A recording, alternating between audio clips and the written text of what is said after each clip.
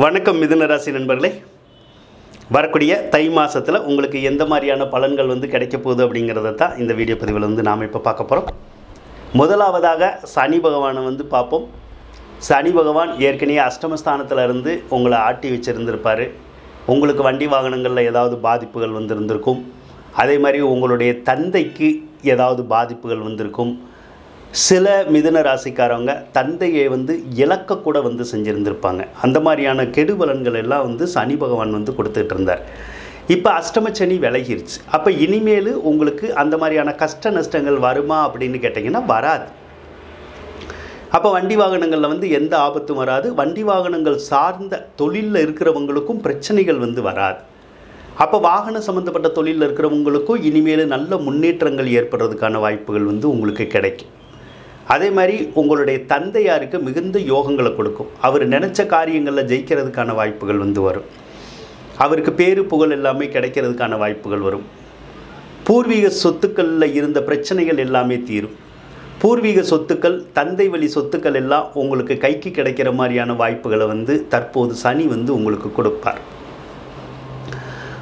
அதனால் இப்போ சனி பகவான் உங்களுக்கு பாக்கியச்சனியாக தான் இருக்கார். பாக்கியச்சனி அப்படின்னா நல்ல நல்ல விஷயங்கள் எல்லாம் உங்களுக்கு செஞ்சு கொடுக்கறதுக்கு பேர் தான் பாக்கியங்கள். அப்போது நீங்கள் நினச்சி பார்த்த காரியங்களும் நினச்சி பார்க்காத காரியங்களில் கூட உங்களுக்கு வெற்றிகள் கிடைக்கிறதுக்கான சந்தர்ப்பங்கள் இருக்கும். நீங்கள் எதிர்பாராத விஷயங்கள்லாம் கூட நடந்து உங்களுக்கு மகிழ்ச்சியை தரக்கூடிய அமைப்பு இப்போ இருக்கும். சனி 9ல் இருந்து உங்களுக்கு மிகவும் யோகமான பலன்களெல்லாம் இனிமேல் உங்களுக்கு கொடுக்க போகிறார். கிட்டத்தட்ட ஒரு 2.5 வருட காலங்கள் அவர் நன்மைகளை உங்களுக்கு செய்வார். வெளியூரில் இருக்கிறவங்களுக்கும் வெளிநாடு சார்ந்து இருக்கிறவங்களுக்கும் பல நன்மைகளை செய்வார். இப்போ வெளிநாட்டில் இருக்கிறவங்களுக்கு விசா கிடைக்கிறது, பிஆர் கிடைக்கிறது, வேறு வகையில் அரசாங்கத்தினுடைய சலுகைகள் கிடைக்கிறது, அதெல்லாம் கிடைக்கும். அதே மாதிரி உங்களுக்கும் வெளியூருக்கு படிக்க போகிறது, வெளிநாட்டுக்கு படிக்க போகிறது அல்லது வேலை பார்க்க போகிறது, இந்த மாதிரியான விஷயங்கள்லாம் கூட வெற்றி பெறதுக்கான வாய்ப்புகளை அந்த சனி கொடுப்பாருங்க.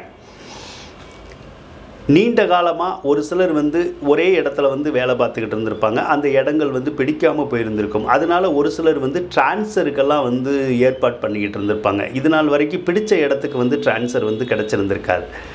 ஆனால் இப்போ நீங்கள் டிரான்ஸ்ஃபருக்காக முயற்சி பண்ணிங்கன்னா நீங்கள் விரும்பின இடத்துக்கு டிரான்ஸ்ஃபர் கிடைக்கிறதுக்கான சந்தர்ப்பத்தை அந்த சனி கொடுப்பாருங்க. சனி 9வது இடத்துல இருக்கனால ஒரே ஒரு விஷயத்தில் கவனமாக இருக்கணும். 9வது இடம் எப்பயுமே பலம் பெறுற போது 10வது இடம் பாதிக்கும். அப்படி பாதிக்கும் அப்படின்னா வேலை பார்த்துக்கிட்டு இருக்கீங்கல்ல, நீங்கள் ப்ரைவேட் கம்பெனியில் வேலை பார்த்துட்டு இருந்தாலும் சரி, கவர்மெண்ட்டில் வேலை பார்த்துக்கிட்டு இருந்தாலும் சரி, கவனமாக வேலை பார்க்கணும். அப்படி இல்லைன்னா ஒரு சிலருக்கு இந்த ப்ரைவேட் கம்பெனியில் வேலை பார்க்குறவங்களுக்கு வேலை போகிறதுக்கான வாய்ப்புகள் கூட கிடைக்கும். அப்படியே வேலை போனாலும் மறுபடியும் வேலை கிடைக்கும். அதை பற்றி நம்ம பயப்படணுங்கிற ஒரு அவசியம் கிடையாது. சரிங்களா? இப்போ ராகு பகவான் உங்களுடைய தொழில் ஸ்தானத்தில் தான் இருக்கார். பொதுவாக ராகு பகவான் தொழில் ஸ்தானத்தில் இருக்கக்கூடாது. அப்போ அவர் என்ன பண்ணுறாரு அப்படின்னு கேட்டிங்கன்னா, தொழில் ஸ்தானத்தில் இருந்தால் தொழில் தடங்கல்களை கொஞ்சம் கொடுப்பார், தொழில் இடைஞ்சல்களை கொஞ்சம் கொடுப்பார். அப்போ தொழிலில் நம்ம அதிகமாக அக்கறை காட்டுற மாதிரியான ஒரு வேலைகளை நம்ம செய்யணும். தொழிலில் கொஞ்சம் ஹார்ட் ஒர்க் பண்ணணும். அப்படின்னா தான் நமக்கு முன்னேற்றங்கள் கிடைக்கிறதுக்கான வாய்ப்புகள் உங்களுக்கு இருக்கும். அதே மாதிரி 2-3 தொழில் செய்கிறோம் இல்லையா, 2-3 தொழிலெல்லாம் ஒரு சிலர் செய்வாங்க. அவங்களுக்கு 2-3 தொழிலை செய்கிறதுக்கான வாய்ப்புகள் இருக்காது. ஏதாவது ஒரு தொழிலை செய்ய முடியாமல் போகிறதுக்கான சந்தர்ப்பங்களும் எதிர்காலத்தில் வரும் அப்படிங்கிற மாதிரி இருக்குது. அதே போல் வேலை பார்க்குறவங்களுக்கு மேல் அதிகாரிகள்னால பிரச்சனை, கூட வேலை பார்க்குறவங்கனால ஏதாவது தொந்தரவு, அந்த மாதிரிலாம் வர்றதுக்கான சாத்தியக்கூறுகள் கொஞ்சம் இருக்கும். அதனால் பணி செய்யக்கூடிய இடங்களில் தொந்தரவுகள் வந்தால் கொஞ்சம் அட்ஜஸ்ட் பண்ணி போயிட்டீங்க அப்படின்னா உங்களுக்கு நற்பலன்கள் கிடைக்கிறதுக்கான வாய்ப்புகள் இருக்கும். கொஞ்சம் டார்ச்சர் இருக்கும், கொஞ்சம் தாங்கிக்கிட்டால் நல்லது. சரிங்களா? சரி. குரு பகவானை எடுத்துக்கிட்டால் குரு பகவான் உங்களுக்கு 7 மற்றும் 10ஆம் அதிபதியாக தான் வருவார். பொதுவாக 7ஆம் அதிபதி 11ல் இருந்தால் உங்களுக்கு நல்லது. அப்போ மனைவியினால் நன்மைகள் கிடைக்கும், கணவனால் நன்மைகள் கிடைக்கும். கணவன் மனைவி வீட்டார் இருக்காங்கள்ல, மாமனார் மாமியார், கொழுந்தன் நாத்தனார் அப்படியெல்லாம் சொல்கிறோம்ல, அவங்க வழியிலெல்லாம் நன்மைகளை கிடைக்கக்கூடிய ஒரு வாய்ப்புகளை குரு உருவாக்கி கொடுப்பாருங்க. அதே போல் குரு பகவான் 7ஆம் அதிபதியாக இருந்து 11வது இடத்துல இருக்கிறதுனால ஒரு சிலருக்கு தன்னுடைய குடும்பத்து ஆளுகளே தனக்கு கெட்ட பேரை வந்து உருவாக்குற மாதிரியான வாய்ப்புகளை வந்து உருவாக்கி கொடுத்துரும். அதாவது ஒரு சிலருக்கு இப்போ ஆணாக இருந்தால் தன்னோட மனைவியே தனக்கு ஏதாவது ஒரு வகையில் கெட்ட பேரை உருவாக்கலாம். அல்லது ஒரு பொண்ணாக இருந்தால் மிதுன ராசிக்காரவங்க தன்னுடைய கணவன் வந்து தனக்கு ஏதாவது கெட்ட பேரை உருவாக்குற மாதிரியான வேலைகளை வந்து செய்கிற மாதிரியான சூழ்நிலைகள் வந்து இருக்கும். அதனால் ஏதாவது ஒரு விதத்தில் அந்த கெட்ட பேர் வர்றதுக்கான சூழ்நிலைகள் இருக்குங்கிறனால கொஞ்சம் நம்ம கவனமாக இருந்துக்கணும். சரிங்களா? சரி.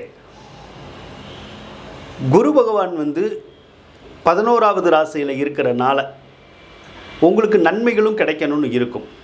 அதே போல் குரு பகவான் 7வது ராசியை பார்க்கறதுனால திருமணமாகாதவங்களுக்கு திருமண பாக்கியங்கள் கிடைக்கிறதுக்கான சந்தர்ப்பங்கள் வந்து இப்போ இருக்குது. அப்போ இதுவரைக்கும் திருமணங்கள் ஒரு சிலருக்கு தள்ளி போயிருந்தால் கூட இனிமேல் அப்படி தள்ளி போகாமல் திருமணம் நடக்கிறதுக்கான வாய்ப்புகள் வந்து உங்களுக்கு கிடைக்கும். குரு பகவான் 11வது ராசியில் இருக்கிறது சர்வ யோகத்தையும் கொடுக்கணும் அப்படிங்கிற ஒரு விதி இருக்கும். அதனால் சர்வ யோகத்தையுமே வந்து கொடுப்பார்.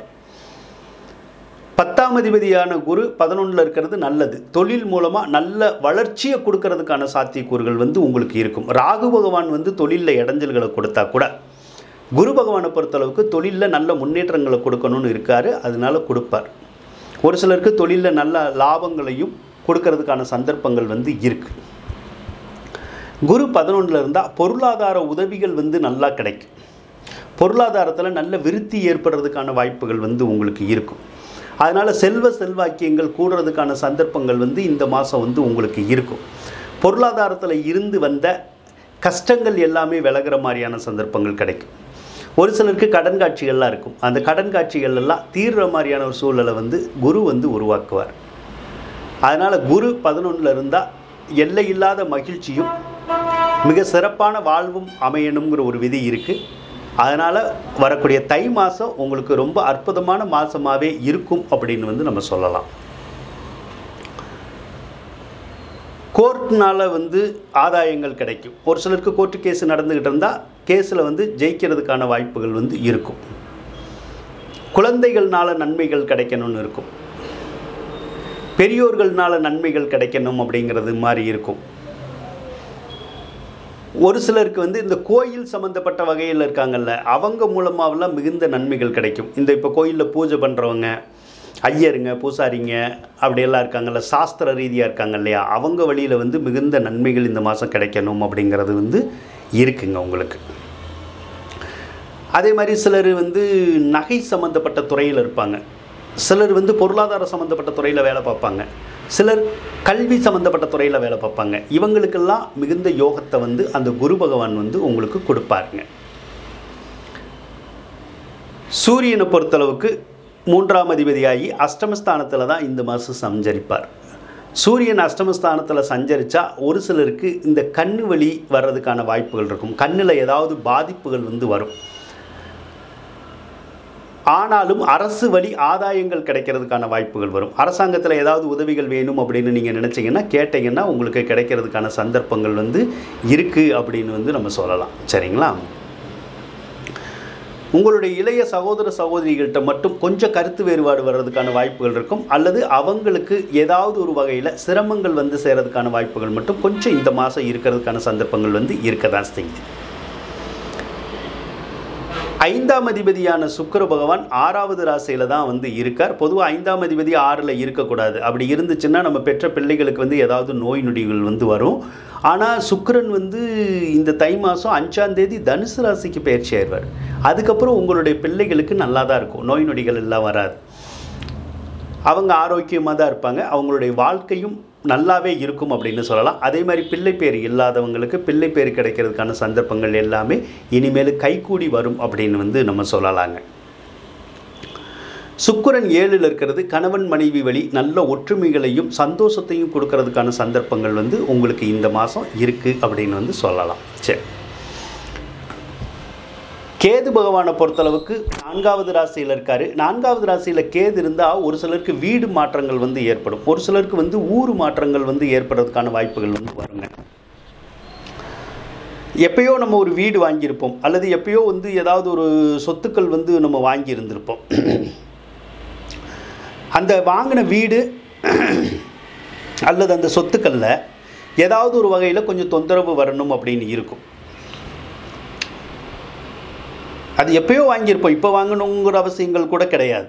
அதில் ஏதாவது ஒரு வில்லங்கம் வரும் அப்படிங்கிறது இருக்குது. அதனால் வில்லங்கங்கள் வந்தால் பேசி தீர்த்துக்கலாம், சரிங்களா?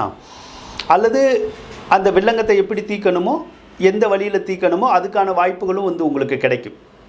ஸோ வில்லங்கம் வரும், ஆனால் வில்லங்கமும் தீரும். சரி, 7ல் வந்து உங்களுக்கு இந்த மாதம் வந்து செவ்வாய் இருக்கார். பொதுவாக 7வது இடத்துல வந்து செவ்வாய் வந்து இருக்கக்கூடாது. 7வது இடத்துல செவ்வாய் இருந்தால் இந்த மாதம் வந்து உங்களுக்கு செவ்வாய் தோஷம் இருக்குதுன்னு அர்த்தம். அப்போ செவ்வாய் தோஷம் இருக்கிறதுனால போக்குவரத்தில் வந்து ரொம்ப கவனமாக இருக்கணும், சரிங்களா? இல்லை அப்படின்னா நம்ம கொஞ்சம் கீழே விழுந்துருவோம், காயங்கள் ஏற்படுறதுக்கான சந்தர்ப்பங்கள் வந்து வந்துடும். அது ஒரு விஷயத்தில் மட்டும் கவனமாக இருந்தீங்கன்னா சரிதான். அதே மாதிரி உங்களுடைய கணவன் அல்லது மனைவிக்கு ஏதாவது ஒரு இழப்பீடுகள் வரலாம், பொருட்கள் சேதாரமாகலாம், இல்லைன்னா அவங்களுடைய உறவினர்கள் வகையில் ஏதாவது பாதிப்புகள் வந்து வரலாம். அதனால உங்களுடைய கணவன் அல்லது மனைவி ஏதாவது ஒரு வகையில் டென்ஷனாகவே இருப்பாங்க, கொஞ்சம் கோபதாபத்தோடையே இருப்பாங்க, சாப்பிட விருப்பம் கூட இல்லாமல் இருப்பாங்க. ஏன்னா ஏதாவது ஒரு கவலைகள் வந்து வரணும் அப்படிங்கிற மாதிரி இருக்கும் அவங்களுக்கு. ஸோ கொஞ்சம் டென்ஷன் மட்டும் அவங்களுக்கு வரும், கொஞ்சம் டென்ஷனோடு இருப்பாங்க, மனசில் வந்து கொஞ்சம் அமைதி இருக்காது. அதே போல் அவங்களுக்கு வந்து அடிக்கடி பயணங்கள் ஏற்படும், ஒரு இடத்துல இருக்க முடியாது. அந்த மாதிரி அடிக்கடி அலைச்சல்கள் வர்றதுக்கான சாத்தியக்கூறுகள் மட்டும் இந்த மாதம் இருக்கிறதுக்கான வாய்ப்புகள் வந்து உங்களுக்கு இருக்குங்க. ஆக மிதுன ராசிக்காரவங்களை பொறுத்தளவுக்கு இந்த தை மாதத்தில் கிரகநிலைகள் வந்து நல்லா தான் இருக்குது. ஸோ பாதிப்புகள் அப்படின்னு சொல்லி பெருசாக ஏற்படுறதுக்கான வாய்ப்புகள் இல்லை. ஆனால் நற்பலன்கள் வந்து பல விஷயங்களில் ஏற்படுறதுக்கான சந்தர்ப்பங்கள் வந்து இந்த மாதம் உங்களுக்கு இருக்கும். மிதுன ராசிக்காரவங்களுக்கு இந்த தை மாதம் பல அற்புதமான பலன்கள் நடக்கும் அப்படின்னு சொல்லி கூறிக்கொண்டு விடைபெறுகின்றேன். நன்றி, வணக்கம். மிதுன ராசிக்காரவங்களுக்கு இந்த வீடியோ பிடிச்சிருந்தால் லைக் பண்ணுங்கள், ஷேர் பண்ணுங்கள், மறக்காமல் சப்ஸ்கிரைப் பண்ணுங்கள். நன்றி மிதுன ராசி நண்பர்களே.